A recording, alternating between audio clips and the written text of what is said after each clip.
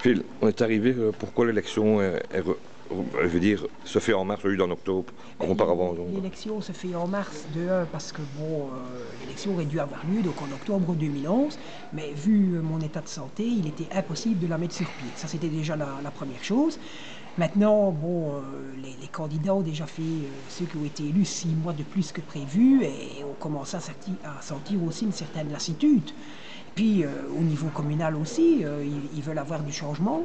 Donc on a décidé de postposer la date, mais de toute façon nous aurions quand même déjà dû la changer, puisque logiquement on n'aurait pas pu la faire à notre date officielle, c'est les élections communales. Donc il fallait changer. Et il n'y avait pas de date de libre en octobre. Donc il fallait soit la mettre en décembre, ou alors il fallait la faire beaucoup plus tôt.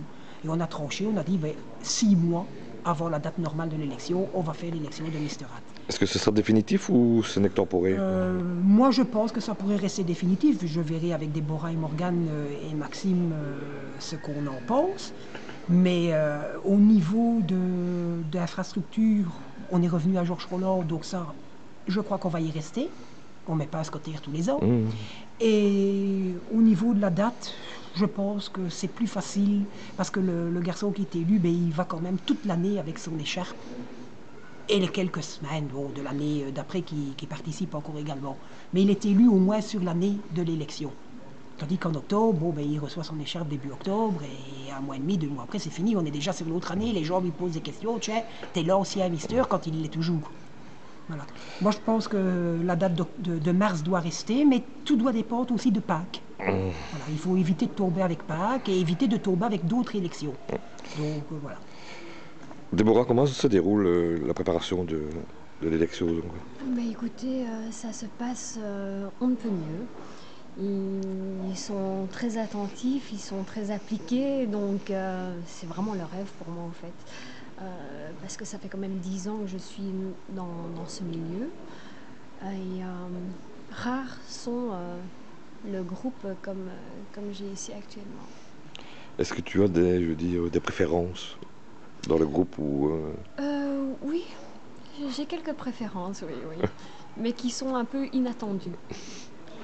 C'est pas ceux que tu espérais donc? Comment? C'est pas ceux que tu espérais donc? Oui, oui, on peut dire ça. Il ne faut que de semaine en semaine, chez les petits comme chez les grands, il y a du changement. Et ils sont tous super chouettes, ils sont tous très bien, mais c'est vrai qu'on commence déjà à voir qu'il y en a quelques-uns qui commencent à se démarquer d'autres. Et ça, c'est comme ça dans toutes les élections, à Miss Belgique, à Miss France. Au fur et à mesure qu'on avance dans les répétitions, ça se voit. Mais pour moi, à l'heure actuelle, ils méritent tous d'être Mr. Rat parce qu'ils sont géniaux.